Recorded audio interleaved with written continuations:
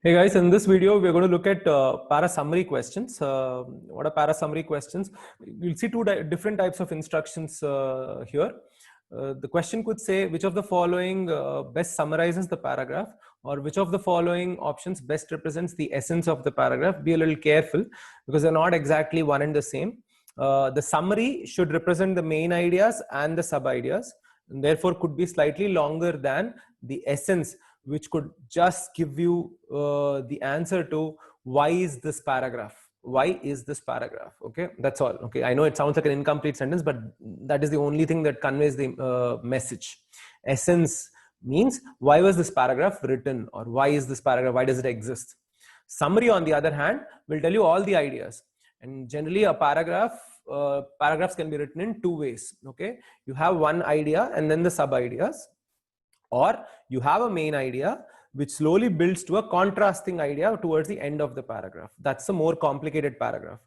That paragraph could lead to difficult para summary questions, because in one option I will give you the main idea, in the other option I'll give you the second main idea or the concluding idea. Which one would you pick? The one that comes towards the end of the paragraph is always a more important one. Okay, but for that you have to know that it is a second new idea and it's not just a sub idea. Okay, so a summary question, main idea and all the sub ideas.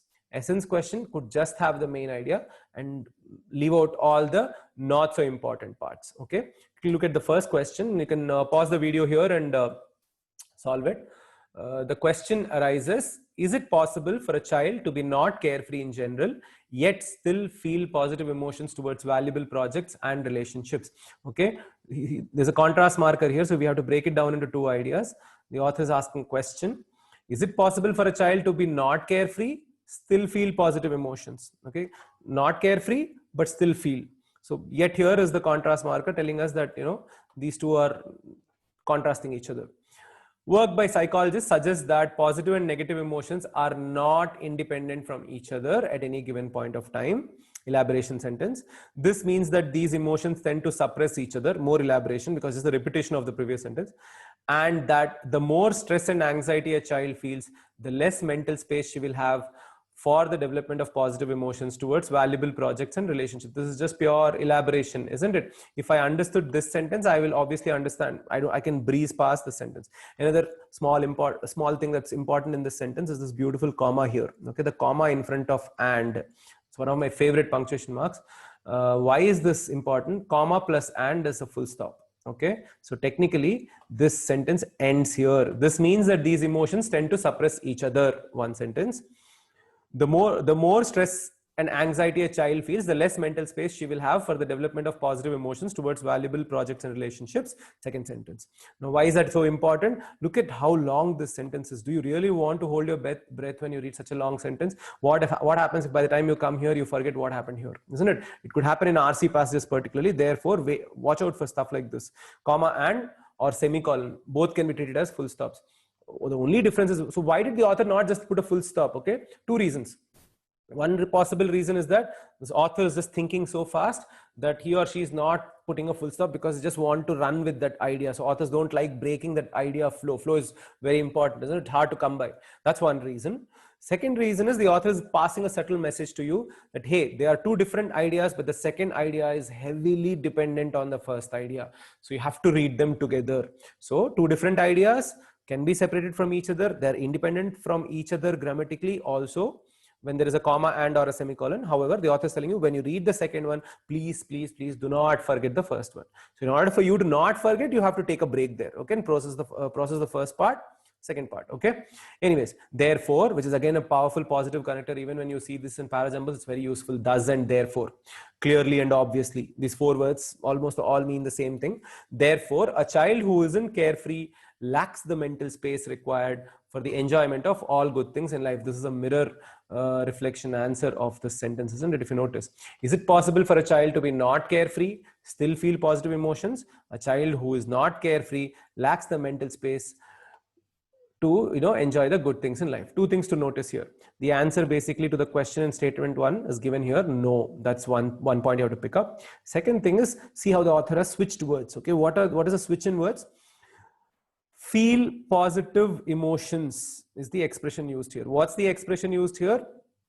lacks the mental space required for the enjoyment of all the good things in her life. Usually these two don't mean the same thing, but the author is telling you, please consider these two as the same thing, because it's just using the same structure, isn't it? So feeling positive emotions is equal to enjoyment of all the good things in one's life. Okay, that's the assumption. In another video I had made about assumptions, critical reasoning on using movie quotes. We've discussed this a little bit there. Please watch that video if you haven't. But critical reasoning is all about, assumptions are all about the author jumping, but you catching hold of the jump. Okay, A and B are being equated in two similar sentences. So we know that this sentence is coming from this sentence here, which means that the change in words means nothing, which means this and that are same. Okay. Anyways, now look at the options. Stress and anxiety negate the development of positive emotions towards valuable projects and relationships. Okay. Stress and anxiety is the negative emotion. Fair enough. The word that should make your radar stand up is this one: negate the development. Negating the development is not there in the paragraph, isn't it?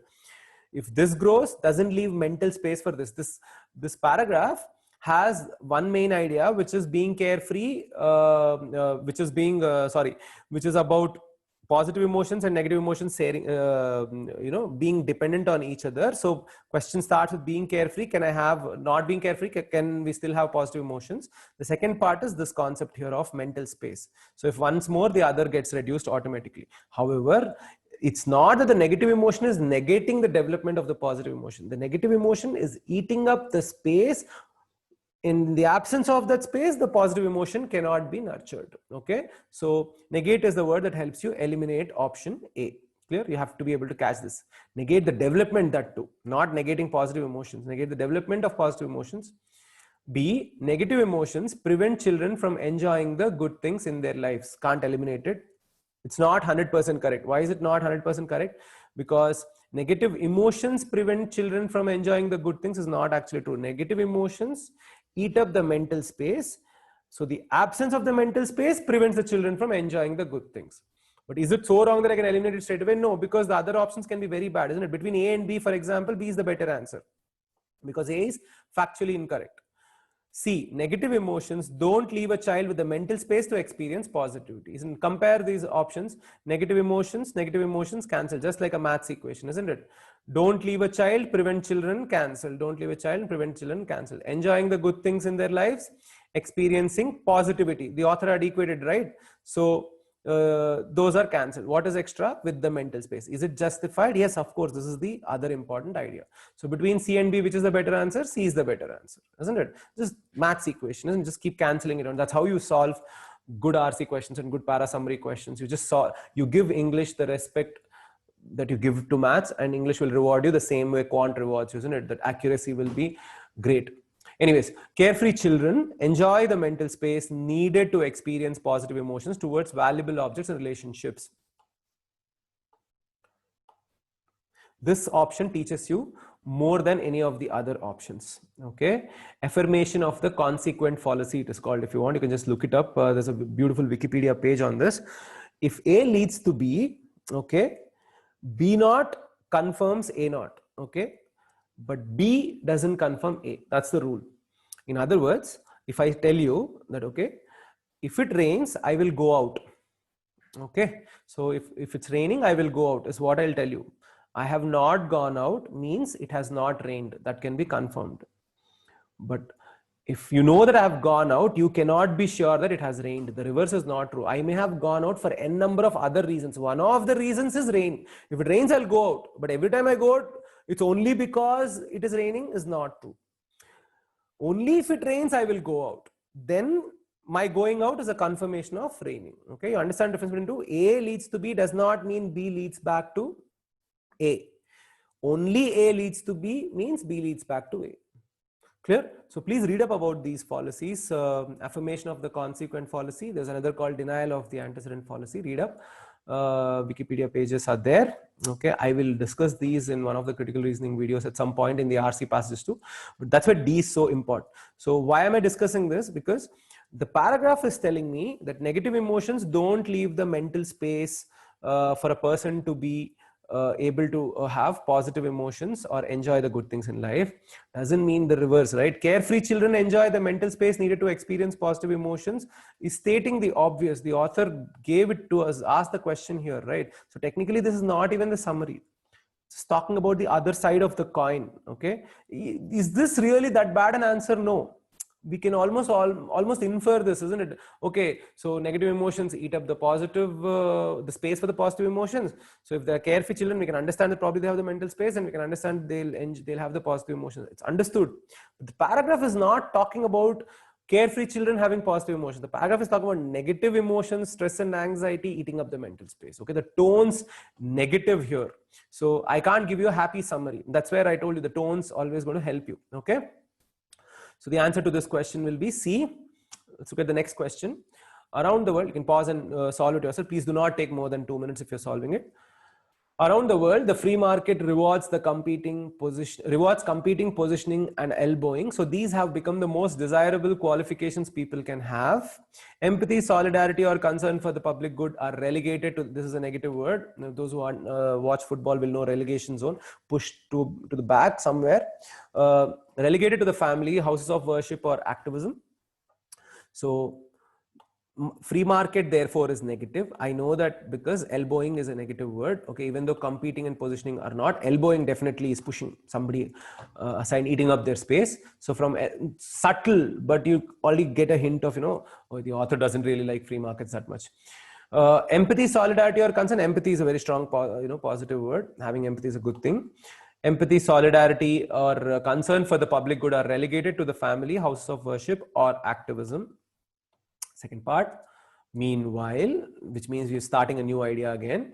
Meanwhile, the market and private gain don't account for social stability, health, or happiness. As a result, continues the idea, the market system has depleted and ravaged the public sphere. Ends in a very negative tone. Okay, public sphere has been destroyed by the market system because of these qualities. So is competing good according to the author? Now I can infer that competing according to the author is not good. What is good? Empathy and solidarity or concern. Clear? Look at the options. Private gain is the priority of the free market system, relegating the public sphere to a distant second. If you're a really good reader, you will spot this particular word here. Wrong word usage. Okay. The free market does not have its own brain. When do you use the word priority? When someone's intentionally favoriting something. I pick A over B, I'm prioritizing A over B. Free market doesn't have that brain saying, oh, I will go and give importance to private gain. It so happens that the consequence of the free market ends up leading to private gain. Okay, so the moment you say priority and distant second, you can eliminate this option. Okay, priority is not the word I can use. Done. Free markets benefit those who can compete, while the public sphere needs empathy, concern, and solidarity. Fair enough. This part is true. This part is also true. But what is the tone of this particular option? Neutral. What's the tone of the paragraph? Negative. The essence of the paragraph and the summary both should reflect the tone of the paragraph. Why am I saying that it is neutral? Because, hey, this is idea one. Free markets benefit those who can compete. Fair enough. Public sphere needs these qualities. Fair enough. Where is the negativity? The negativity was there here, right? The free market system has ravaged the public sphere. This idea is missing. So if you spotted that this idea is missing, you will know B is wrong. But that's where tone is important. I don't even have to go and look for what information is missing. I know that B's tone is not negative. So whatever the information that is missing from B, which was there in the paragraph, all I need to, my antenna only needs to catch the part that when I read the paragraph, I felt depressed. But when I read option B, I don't feel so depressed, which means it's not the summary or the essence of the paragraph. Is that clear? So B is not your answer. The market system favors qualities that enable private gain. Fair enough. At the detriment, this is the negativity. Detriment is synonym. Again, you should be connecting these words all the time. Detriment, depleted, ravaged, similar words. The market system favors qualities, whatever those qualities are. The extra information is not required. Okay, remember, para summary questions. The summary can be eliminated if it has extra unnecessary information, exaggerating information, which is there in the paragraph. The paragraph is complete information, right? The summary should not have rhetorical, unnecessary explanations, long, lengthy explanations. The drama which is there in the original paragraph, some facts or statistics or examples that the author gave need not come in the summary. So any of those extra unnecessary trivial words or expressions can help you eliminate the option. So the qualities, whatever the qualities be, it favors some qualities which enable private gain. Okay. Meanwhile, the market and private gain, this is where private gain has been accounted, okay, for. Private gain here is being equated for this part, okay. Desirable, these have become desirable qualifications, okay. So all these connections are important. So market system favors qualities that enable private gain, idea 1, at the detriment of the public sphere, idea 2, okay. So C is a good option. Free market system favors competing over concern, fair enough. Elbowing over empathy, fair enough. Causing depletion of resources available in the public sphere. Yes, we saw depletion, okay? But you never go, if you remember, I keep repeating, don't just make word connects. See the word connect, yes, but always compare ideas, okay? The idea connection is important, not the word connection. I can use the same word and create the wrong idea. What has been depleted here? Public sphere has been depleted here. What has been depleted here? Resources. Where did we talk about resources? We didn't, isn't it? So I can eliminate the option based on this word resources. Should be very easy. It's a kind of question. It's a one read question. You read the paragraph once, you read the options once, the options are not so close. Okay. Priority eliminated, resources eliminated, B, tone. Although the data is there, tone's missing. So the answer to this particular question is C. That brings us to the end of this video. If you benefited from this video, please share it with others. Subscribe to the channel. More videos are coming up. Smash the bell button so that you get regular notifications. Until next time, mad love. Thank you.